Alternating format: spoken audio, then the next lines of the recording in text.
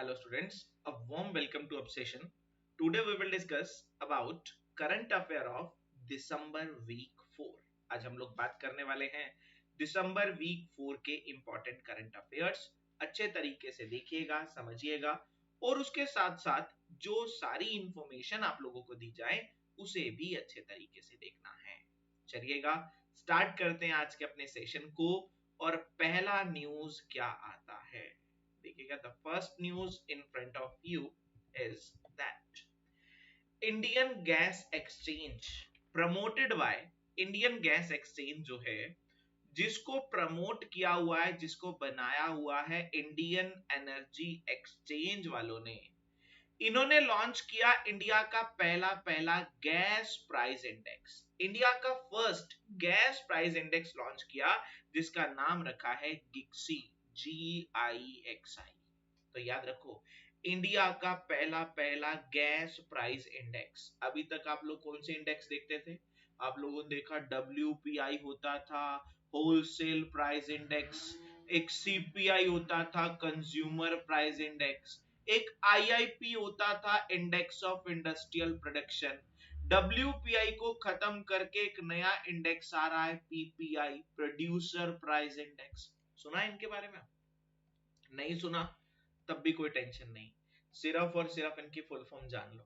वैसे ये पूरा का पूरा चैप्टर है इन्फ्लेशन, महंगाई। शायद आप लोगों ने पढ़ा होगा अपनी कॉमर्स में, लेकिन कोई बात नहीं, नहीं भी पढ़ा तो आप इनकी फुल फॉर्म याद रखो। WPI wholesale price index, wholesale price index, CPI consumer price index, IIP index of industrial production, PPI producer price index. ठीक है, ये सारे महंगाई को मेजर करने के लिए, इन्फ्लेशन को मेजर करने के लिए कुछ इंडेक्सेस हैं। ओके, वैसे ही एक नया इंडेक्स आया जिसका नाम है गिक्सी। क्या नाम है? गिक्सी गैस प्राइस इंडेक्स।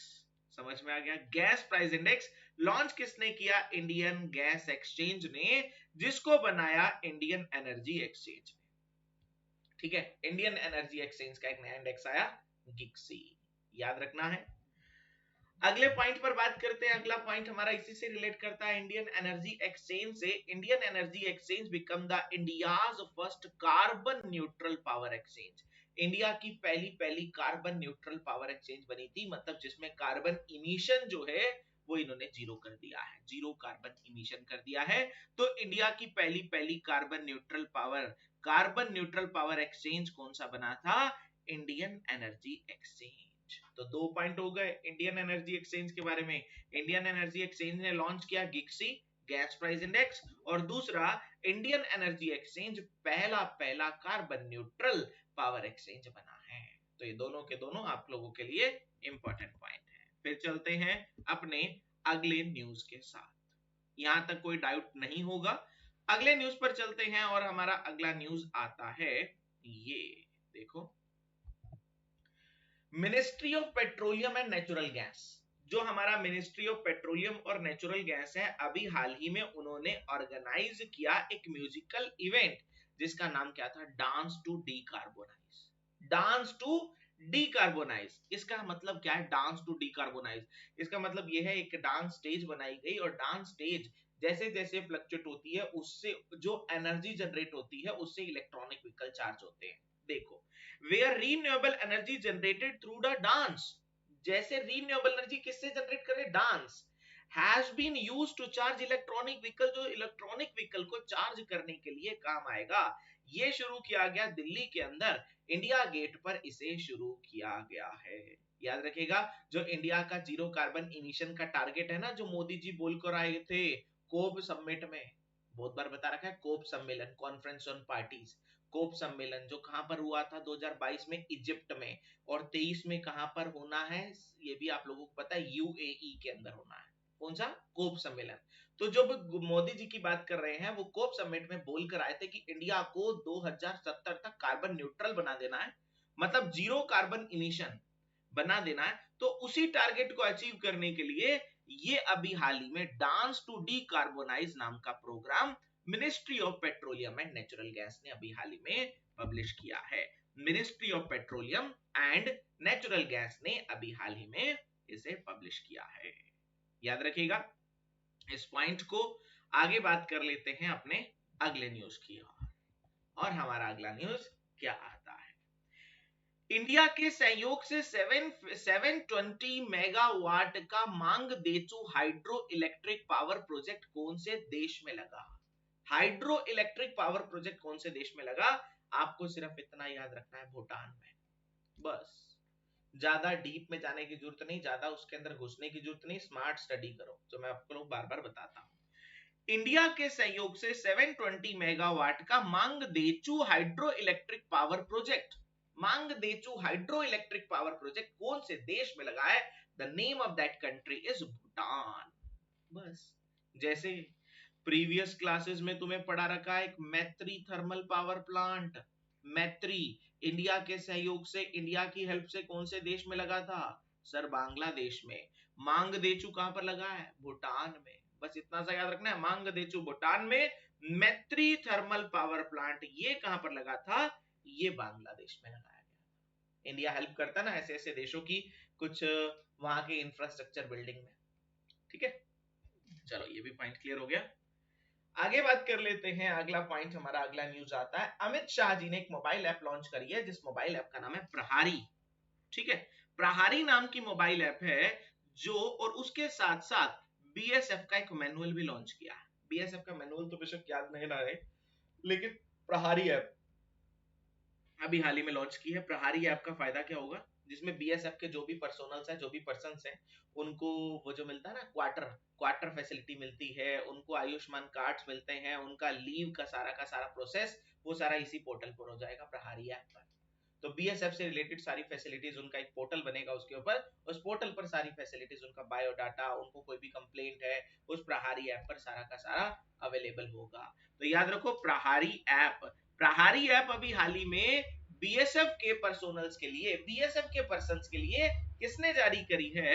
ऐप का नाम है प्रहारी, जारी किया है अमित शाह जी ने। ठीक है, ऐप का नाम याद रखना है प्रहारी। और बीएसएफ के बारे में तो पता है, बॉर्डर सिक्योरिटी फोर्स। सर ये बॉर्डर सिक्योरिटी फोर्स जो है वही है ना सेंट्रल आर्म्ड पुलिस फोर्स में आती है। पता है ना कि इंडिया में 7 सेंट्रल आर्म्ड पुलिस फोर्स हैं, CRPF, CISF, Assam rifle, central industrial security force, central reserve police force, पता है ना? तो ऐसी total 7 central armed police force है जो होम मिनिस्ट्री के अंडर आती हैं, उसी में से एक है बीएसएफ।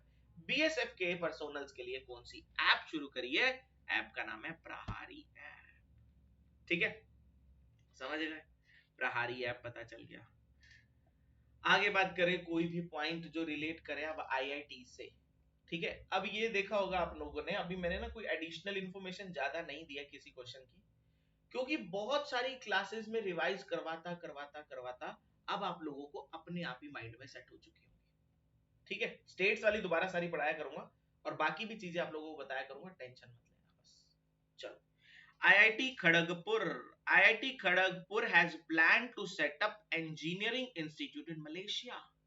अच्छा जी, IIT खड़गपुर बना रहा है अपना जो नेटवर्क है वो वर्ल्ड लेवल पर एस्टेब्लिश कर रहा है IIT खड़गपुर।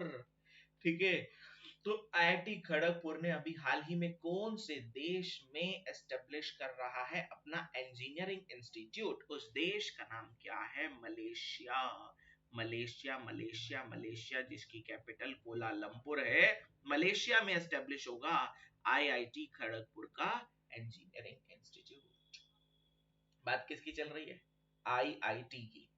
आईआईटी मद्रास तो रट गया होगा, लेकिन बाकी आईआईटी थोड़े से पीछे रह गए, क्योंकि उनके बारे में मैंने ज्यादा रिवाइज नहीं कराया। आईआईटी मद्रास वाला तो बता रखा है बहुत बार।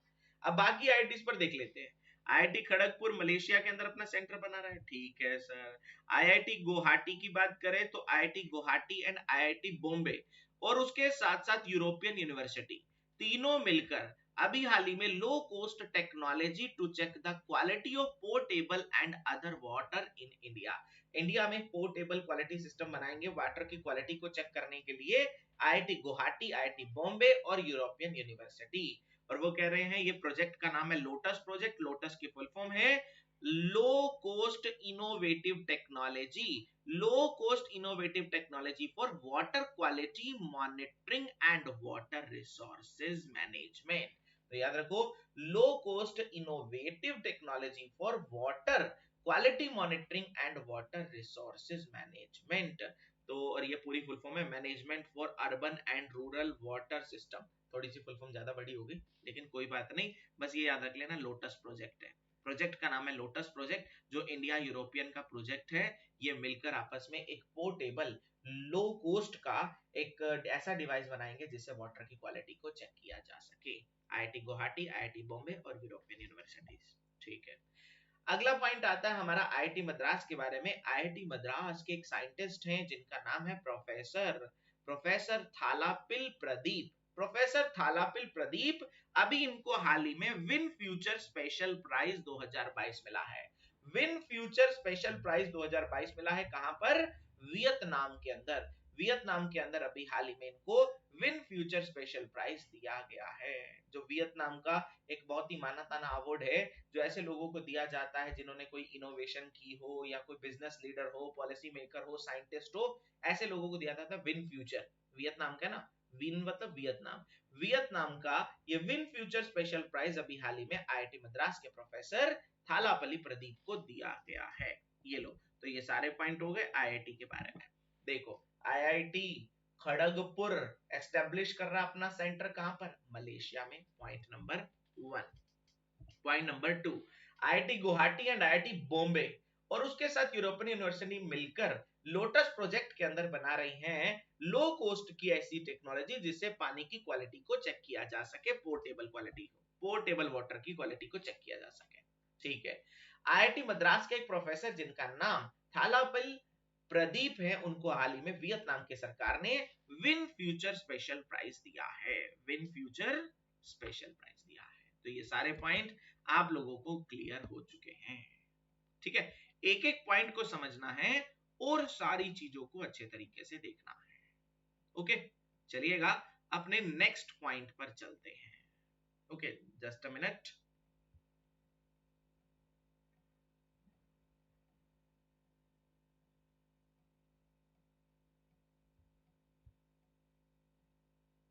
चलिएगा, अब देखते हैं अपने अगले पॉइंट की ओर। और हमारा अगला पॉइंट आता है ओडिशा के बारे में। अब तुम्हें पता है कि ओडिशा के बारे में जब एक पॉइंट आ गया तो सारी की सारी एडिशनल इंफॉर्मेशन ओडिशा के बारे में ही लेंगे।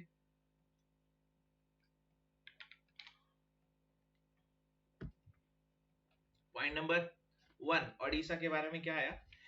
ओडिशा की गवर्नमेंट ने लॉन्च किया 24 hour drink from tap facility, जिसे 19 शहरों में ओडिशा के शुरू किया गया। 5.5 लाख पीपल इसका फायदा ले पाएंगे। मतलब कह सकते हैं कि टैप वाटर कनेक्टिविटी पहुंचाने के लिए हर एक घर तक ये अभी हाल ही में ड्रिंक फ्रॉम टैप नाम फैसिलिटी अभी हाल ही में कौन सी स्टेट ने शुरू करी है? ओडिशा ने। ड्रिंक फ्रॉम टैप ओडिशा ने शुरू की है। ठीक है, अब बात क्या चल रही है ओडिशा के बारे में, बाकी सारी एडिशनल इंफॉर्मेशन। पॉइंट नंबर 2, अभी हाल ही में सफल पोर्टल, ये सिर्फ रिवाइज करा रहा हूं, पढ़ा हुआ आप लोगों ने बहुत बार। सफल पोर्टल किसानों को, फार्मर्स को आसानी से लोन मिल पाए, उसके लिए simplified application for agriculture loan सफल पोर्टल ओडिशा ने शुरू किया हुआ है।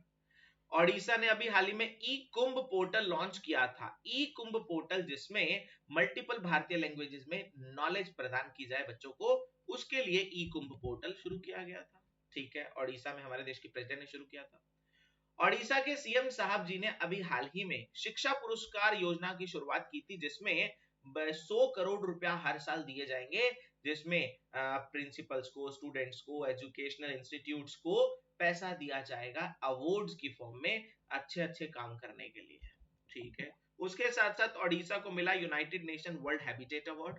किस लिए? जागा मिशन के लिए। ओडिशा का जागा मिशन है, उसके लिए ओडिशा को मिला है। ओडिशा के सीएम ने इनोग्रेट किया इंटरनेशनल क्राफ्ट समिट ओडिशा में। इंटरनेशनल क्राफ्ट समिट ओडिशा के अंदर हुआ। ओडिशा के अंदर अभी हाल ही में अनीमिया मुक्त लक्ष्य अभियान की शुरुआत की गई थी। अनीमिया मुक्त लक्ष्य अभियान ओडिशा के अंदर।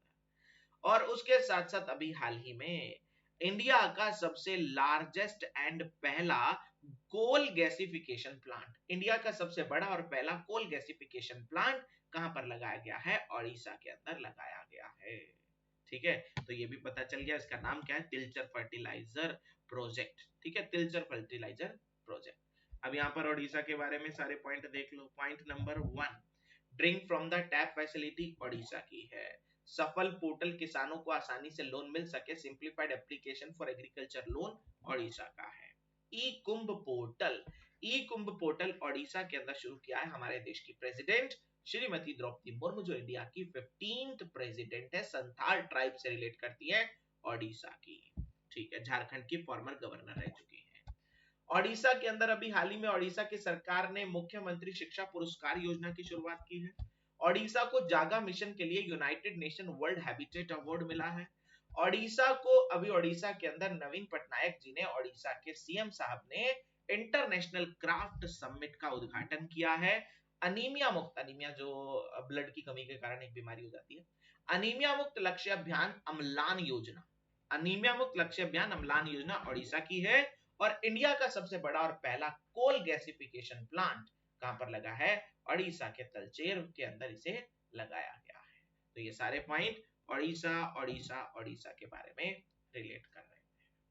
ठीक है, वही कह रहा हूं, हर एक पॉइंट बार बार बार बार रिवाइज होते चले जा रहे हैं। अब भी याद ना हो तो फिर कोई सोल्यूशन नहीं है। लेकिन ये मत सोचना कि अगर कोई स्टूडेंट पहली बार देख रहा है रिकॉर्डिंग्स को तो ये नहीं कि हाँ भाई उसको एक बार में ही समझ में आ जाएगा। बस कॉन्टिन्यूटी बनाए रखनी है। ठीक है, कॉन्टिन्यूटी जब बनी रहेगी तब काम चलता चला जाएगा। अगला क्वेश्चन है अब तमिलनाडु के बारे में। पॉइंट एक ही है, दिसंबर के वीक 4 का पॉइंट सिर्फ एक ही है, लेकिन हमें साथ साथ सारी चीजों को करना है। देखो, state government of Tamil Nadu has approved the implementation of India's first, India का पहला पहला द नीलगिरी तहर प्रोजेक्ट। नीलगिरी तहर प्रोजेक्ट की नींव अभी हाल ही में रखी गई है। इंडिया का पहला पहला नीलगिरी तहर प्रोजेक्ट अभी हाल ही में कौन सी स्टेट गवर्नमेंट ने अप्रूव किया है? तमिलनाडु ने। नीलगिरी तहर प्रोजेक्ट, नीलगिरी तहर प्रोजेक्ट तमिलनाडु, नीलगिरी तहर प्रोजेक्ट तमिलनाडु। ठीक है, इतना सा याद रखना है बस।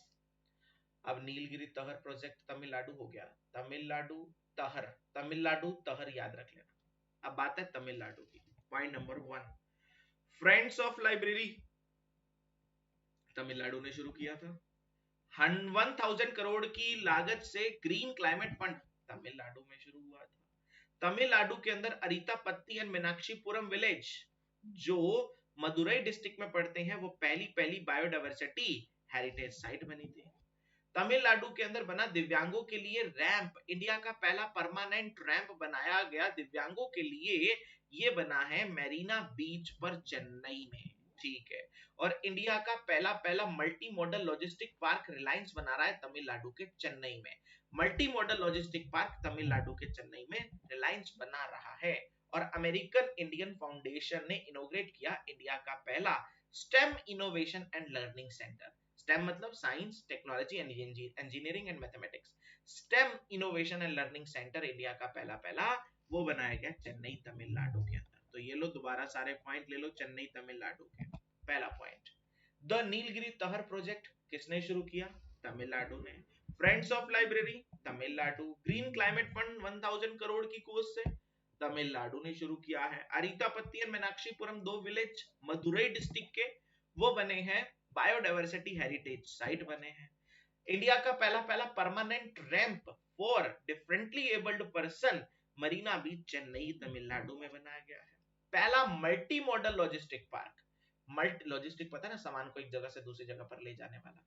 ठीक है, मतलब जहां पर बड़े बड़े कंटेनर्स होंगे, बड़े बड़े उसको उठाने के लिए एक जगह से दूसरी जगह पर रखने के लिए होंगे, जहां पर एक देश से दूसरे देशों से सामान उतरता है ना, बेसिकली पोर्ट्स जो होते हैं, वैसा ही मल्टी मॉडल लॉजिस्टिक पार्क होगा। रिलायंस बना रहा है चेन्नई तमिलनाडु में। और इंडियन अमेरिकन, जो इंडिया और अमेरिका का फाउंडेशन है, वो मिलकर उन्होंने इनोग्रेट किया इंडिया का पहला STEM innovation and learning centre Tamil Nadu के चेन्नई में। Stem innovation and learning centre Tamil Nadu के चेन्नई में इनोग्रेट किया गया है।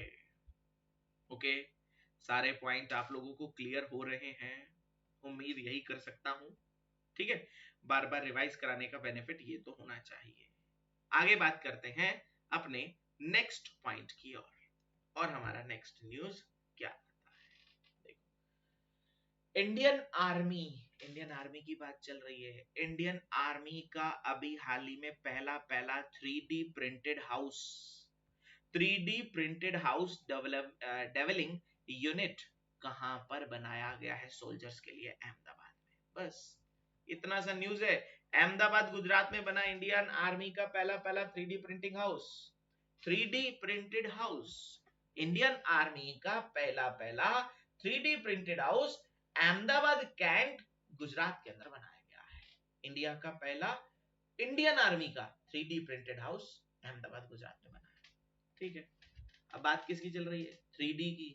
अब 3D की बात चल रही है, 3D आते सारी दिमाग के घोड़े पिछले महीनों में दौड़ जाने चाहिए। क्या 3D के बारे में और बात चल रही थी? हाँ सर चल रही थी। इंडिया का पहला 3D पोस्ट ऑफिस बना है बेंगलुरु में।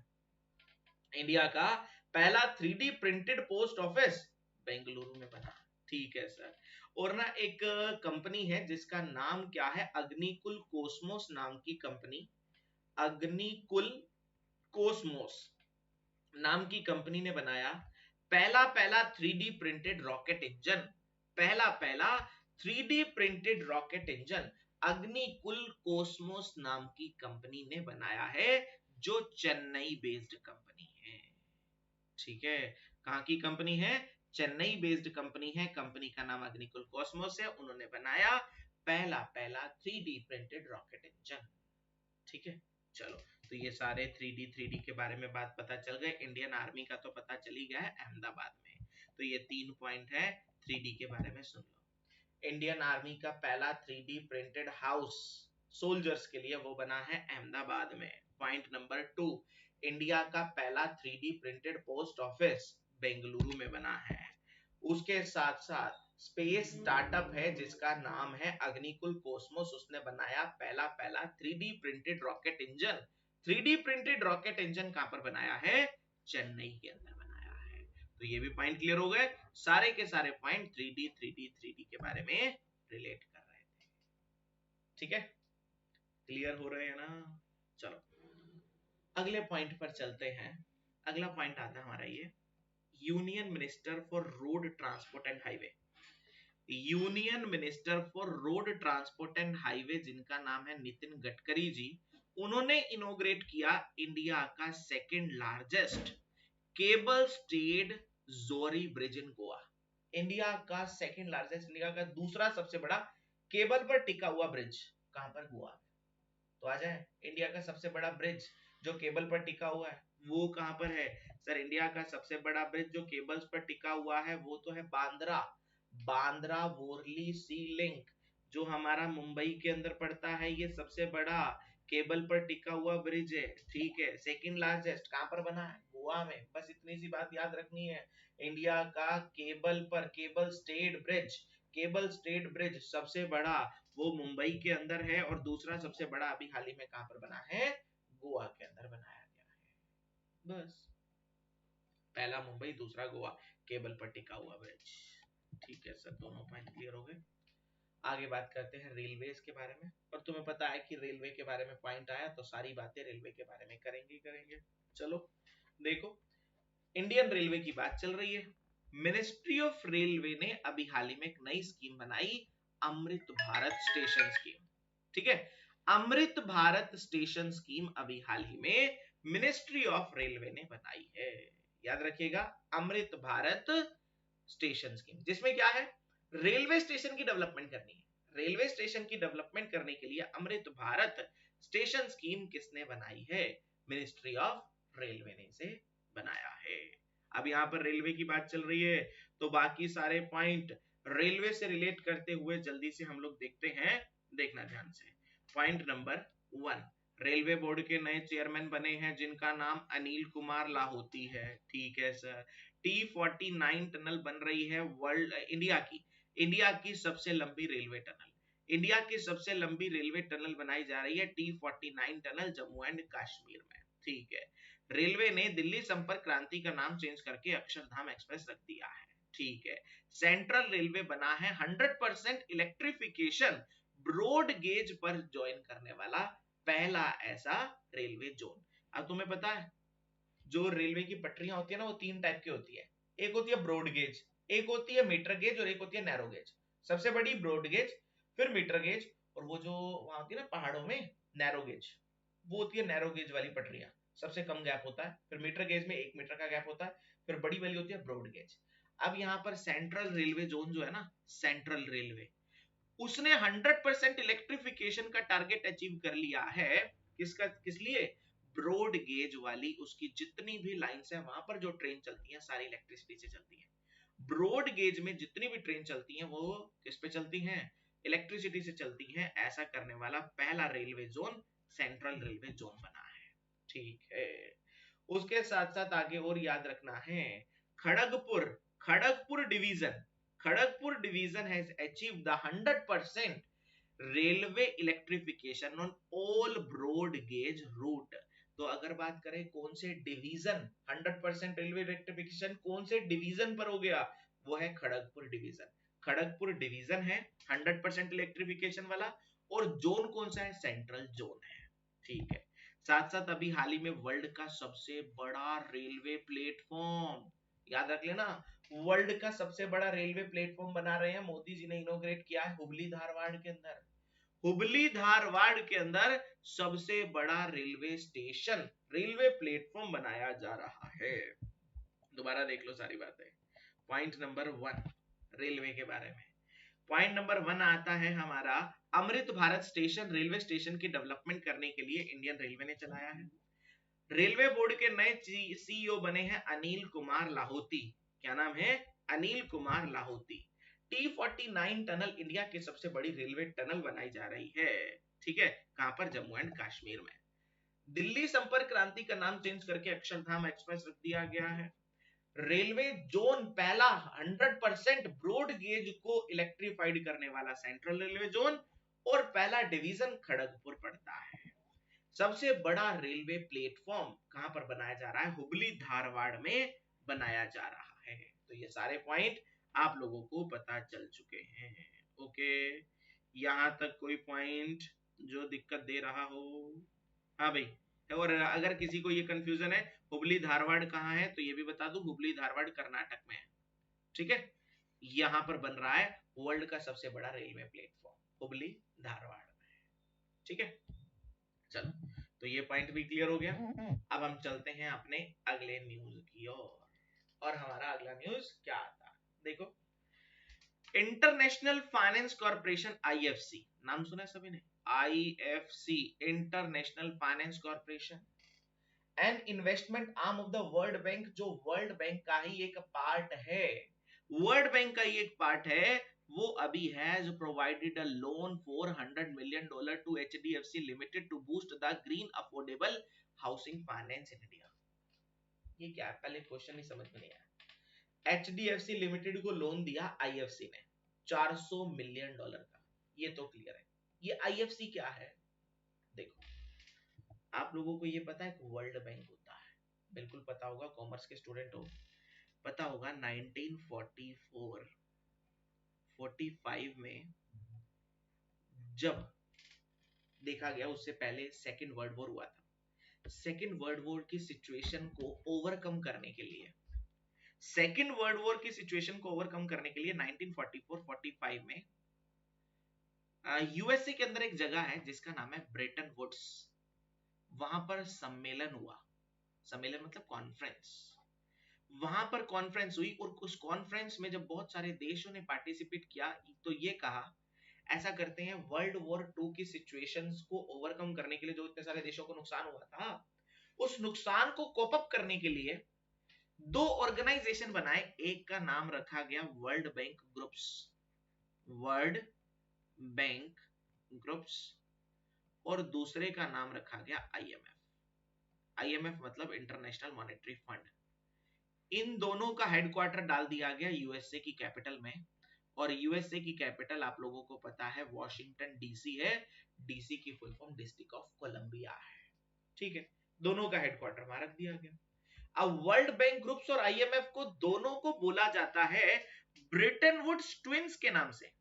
ट्विंस क्या होते हैं? जुड़वा। तो ये दोनों के दोनों जुड़वा पैदा हुए थे, वर्ल्ड बैंक ग्रुप्स और आईएमएफ। वर्ल्ड बैंक ग्रुप्स और आईएमएफ ये कब पैदा हुए थे? 1944-45 में, जब ब्रेटन वुड्स नाम की जगह यूएसए में एक सम्मेलन कॉन्फ्रेंस हुआ था। ठीक है, तो ये पॉइंट आपको क्लियर हो गया।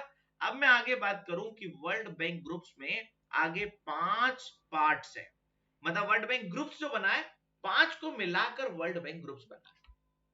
पहला है IBRD, international bank for reconstruction and development. दूसरा है IDA, इंटरनेशनल डेवलपमेंट एसोसिएशन। तीसरा है IFC, इंटरनेशनल फाइनेंस कॉर्पोरेशन। चौथा है MIGA, multilateral investment guarantee agency. और पांचवा है ICSID, ICSID international centre for settlement of investment disputes. ये 5 को मिलाकर बना, एक बार में याद नहीं होगा, थोड़ा सा ध्यान से समझना।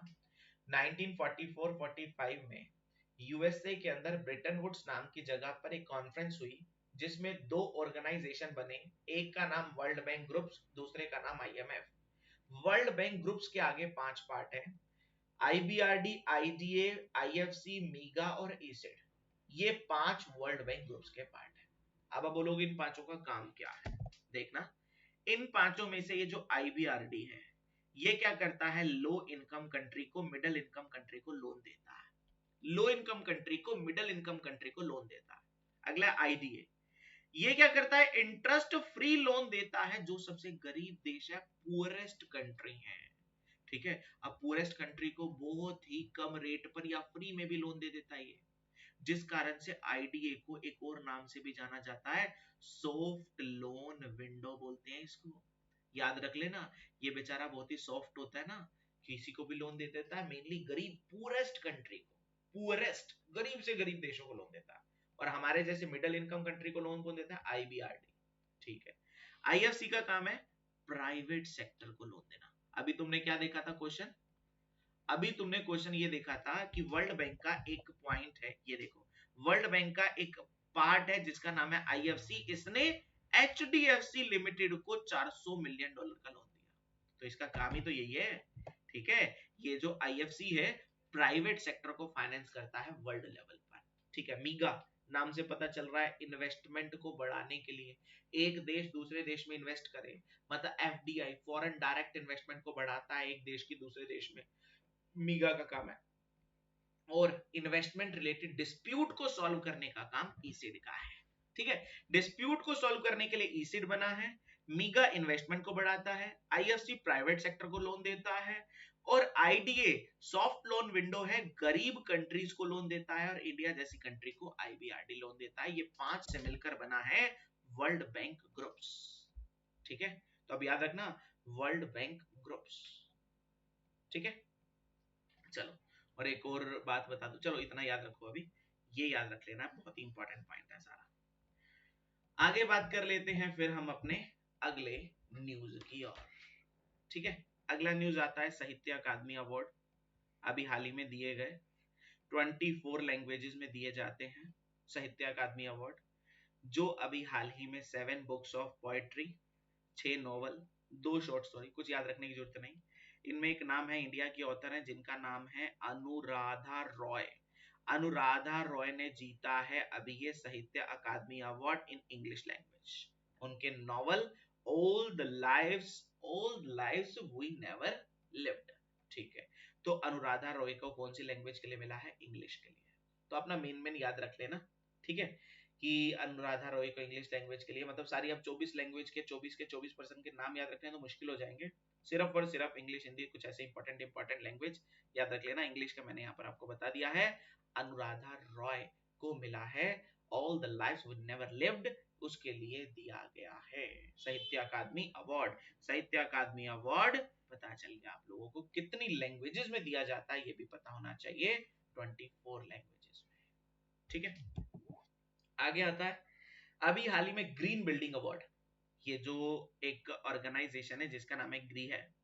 ठीक है, ये देता है अभी हाल ही में green rating for integrated habitat assessment. आप याद रखो green building award, green building award मिला UIDI के हेडक्वार्टर को।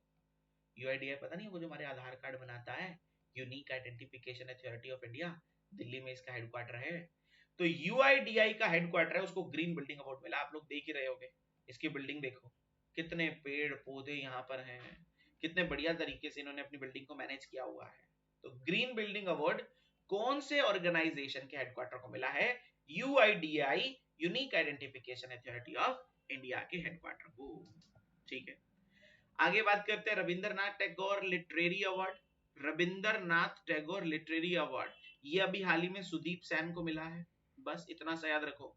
रविंद्रनाथ टैगोर लिटरेरी अवार्ड सुदीप सेन को दिया गया है। ग्रीन बिल्डिंग अवार्ड यूआईडीआई के हेडक्वार्टर को दिया गया है। उसके साथ साथ अटल सम्मान अवार्ड, अटल सम्मान अवार्ड प्रभु चंद्र मिश्रा जी को दिया गया है साइंस एंड टेक्नोलॉजी में, साइंस एंड रिसर्च में काम करने के लिए। साइंस एंड रिसर्च में काम करने के लिए अभी हाल ही में इन्हें दिया गया है कौन सा अवार्ड, अटल सम्मान। ठीक है, अटल सम्मान इन्हें दिया गया है। आईवीएफ जो होता है ना उसमें इन्होंने काम किया उस टेक्नोलॉजी में, जिस कारण से इन्हें यह अवार्ड दिया गया है अटल सम्मान। और अटल सम्मान मतलब अटल बिहारी वाजपेयी जी के नाम पर दिया गया होगा।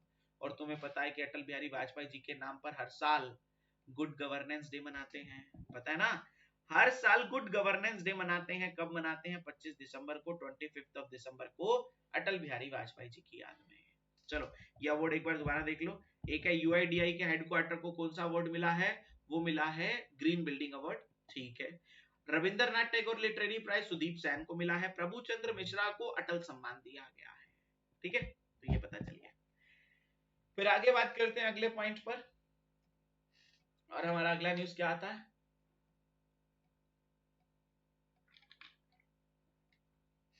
विशाल मित्तल। विशाल मित्तल जो इंडियन स्टूडेंट हैं यूनिवर्सिटी ऑफ कैनबरा ऑस्ट्रेलिया के अंदर, उनको चुना गया है एम्बेसडर ऑफ चेंज अवार्ड। उनको चुना गया, उन्होंने जीता है एम्बेसडर ऑफ चेंज अवार्ड। उन्होंने, वो कहते हैं देखो, for his outstanding work as a student, mentor and contribution to the university of Canberra community. University of Canberra community के स्टूडेंट्स के लिए उन्होंने as a mentor, as a contributor बहुत सारा काम किया है, जिस कारण से अभी हाल ही में उन्हें चुना गया है ambassador of the change award के लिए। Ambassador of the change award किसे मिला है, विशाल मित्तल, जो कैनबरा ऑस्ट्रेलिया में इंडियन स्टूडेंट्स हैं। ठीक है, उसके साथ साथ स्वाति सिंह, स्वाति सिंह को मिला है कौन सा अवार्ड, एकलव्य पुरस्कार। साइक्लिस्ट है स्वाति सिंह, इनको मिला है एकलव्य पुरस्कार। ठीक है, उसके साथ टाटा स्टील, टाटा स्टील को मिला है कौन सा award, great place to work. Great place मतलब वहां पर काम, वर्क एनवायरनमेंट बहुत अच्छा है, जिस कारण से great place to work award मिला है टाटा स्टील को। ठीक है, उसके साथ साथ अभी सी रंगराजन, जो आरबीआई के फॉर्मर गवर्नर हुआ करते थे, सी रंगराजन, उनकी हाल ही में बुक आई है। बुक का नाम क्या है, फ्रॉक, ठीक है, fox in the road, my day at RBI and beyond. ठीक है, my day at RBI and beyond, my day at RBI and beyond नाम की बुक आई है। सी रंगाराजन, सी रंगाराजन, इनका नाम फाइनेंशियल इंक्लूजन में बहुत फेमस है। फाइनेंशियल इंक्लूजन पता है ना, फाइनेंशियल इंक्लूजन ज्यादा से ज्यादा लोगों को बैंकों के साथ जोड़ने के लिए सस्ती कोस्ट पर जो है आरबीआई एफर्ट्स करता रहता है। फाइनेंशियल इंक्लूजन ज्यादा से ज्यादा लोगों को सस्ती कोस्ट पर बैंक के साथ जोड़ना, फाइनेंशियल इंक्लूजन में बहुत बड़ा कंट्रीब्यूशन है ये सी रंगाराजन जी का। सी रंगाराजन जी कमेटी के हेड हुआ करते थे, जिन्होंने फाइनेंशियल इंक्लूजन बोला था, ज्यादा से ज्यादा लोगों को बैंकों के साथ जोड़ो, तब जाकर देश तरक्की कर पाएगा। ठीक है, my days at RBI and beyond नाम की बुक सी रंगाराजन जी की है। आगे बात करते हैं सानिया मिर्जा। ये वाली सानिया मिर्जा नहीं है, ठीक है, ये कोई और सानिया मिर्जा है। अब एक पर्सन का नाम जरूर होना, सानिया मिर्जा दुनिया में और नहीं है, और भी है। सानिया मिर्जा उत्तर प्रदेश के अंदर जसोवर विलेज की हैं।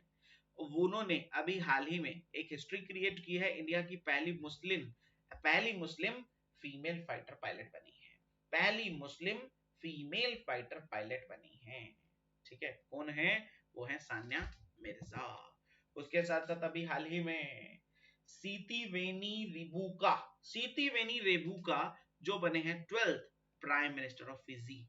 फिजी के 12th प्राइम मिनिस्टर कौन बने हैं, सीती वेनी रेबुका। सीती वेनी रेबुका, फिजी का नाम आते सारी दिमाग के घोड़े दौड़ जाने चाहिए। सर फिजी वही देश है ना जहां पर हिंदी कॉन्फ्रेंस है ना, वर्ल्ड हिंदी समिट, पता है ना, वर्ल्ड हिंदी कॉन्फ्रेंस या वर्ल्ड हिंदी सम्मेलन फिजी में है, फरवरी 2023 में, फरवरी 2023 में फिजी में है।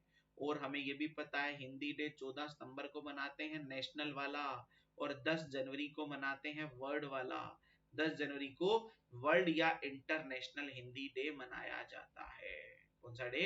International Hindi day. और नेशनल हिंदी डे 14 सितंबर को मनाया जाता है। ठीक है, पॉइंट क्लियर है हिंदी के बारे में। चलो दोबारा देख लो एक बार। ठीक है, यहाँ पर हिंदी के बारे में पता चल गया। फिजी के बने हैं 12th प्राइम मिनिस्टर सीती वेनु रेबुका। ठीक है, वो हिंदी के बारे में पता चल गया। और अभी हाल ही में संतोष कुमार यादव, संतोष कुमार यादव, ठीक है, ये चुने गए हैं चेयरमैन एनएचएआई के, national highway authority of India. National highway authority of India, India में जो हाईवे बनाने का काम होता है, ठीक है, यहाँ इंडिया में रोड्स बनाने के लिए 2 ऑर्गेनाइजेशन रिस्पॉन्सिबल है।